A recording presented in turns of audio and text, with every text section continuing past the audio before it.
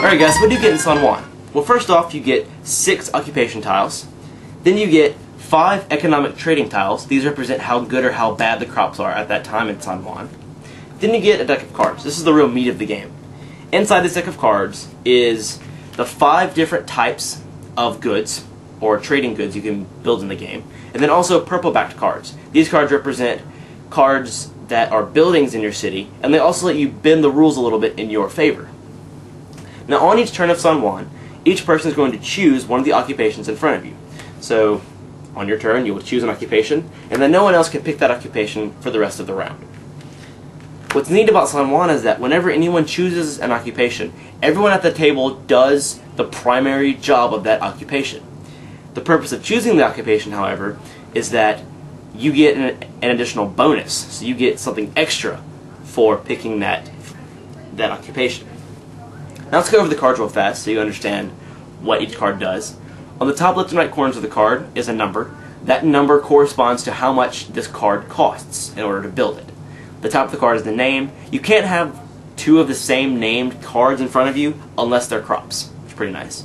The bold face under the card is when this card is activated. The text of the card is what the card does. And then the number of victory points is how many victory points this card is worth at the end of the game. Now for the occupations. First we have the Prospector. This card lets you draw 1 card. The good thing about the Prospector is that only the person who chooses the Prospector gets to draw a card. So no one else gets to draw any cards off the Prospector. The Counselor. This lets you cycle through the top of the deck and draw cards that you need, rather than just drawing cards blindly. So this lets you draw a couple of cards and then keep the cards that you need. The benefit of choosing the Counselor, however, is that you get to draw more cards to choose from. The Builder. This lets you build your cities, build your houses or your gold mines or whatever for your city.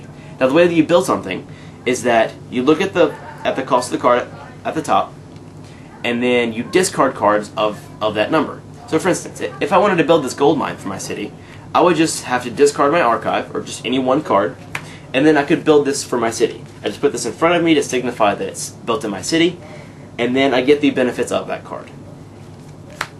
The game ends when 12 buildings have been built by 1 person. So whenever anyone builds 12 buildings, that's when the game ends.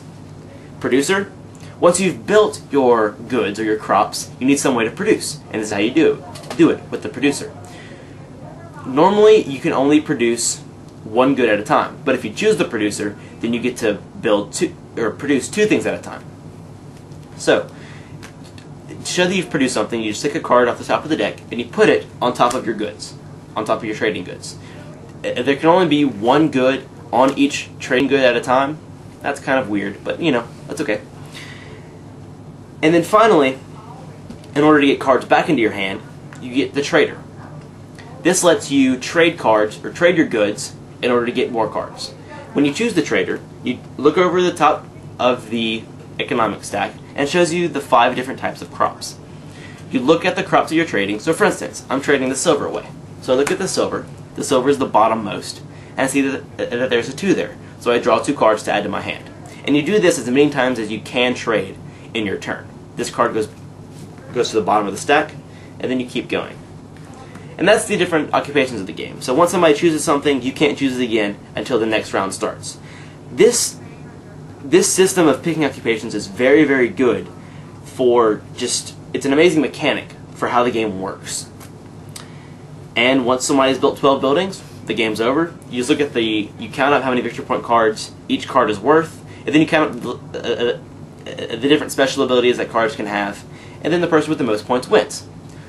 But what do I think about San Juan? San Juan for me is a very, very good family game. I can make a lot of people, not make, but I get a lot of people into this game. It's rather simple. It's a little hard to explain for new people, but once 1 round goes, they got it immediately. It's that simple. I like the mechanic that they've taken from Puerto Rico. So the Puerto Rico mechanic of choosing an occupation and everyone does that occupation, it's very, very good for this card game. It's very, very nice. I also like the cards can be used for different things. So instead of the card not only being the face value of the card that lets you build a building or lets you draw more cards or something like that, it's also currency. that you have to discard in order to build other stuff. That's very, very nice for a game. It's kind of, you know, it's a neat little mechanic. It's also got really, really high replay value, so there's different ways to win. Once you get into the cards and you see the different combos the cards can have, it's very, very, very, very high replay value. I've played this game multiple times with multiple people, and we still love the game because there's always a different way to win. So that's basically San Juan in a nutshell. If you guys want to purchase San Juan, go to bestdanggames.com for the best online gaming games and service. And I'll see you guys later. Have a good day.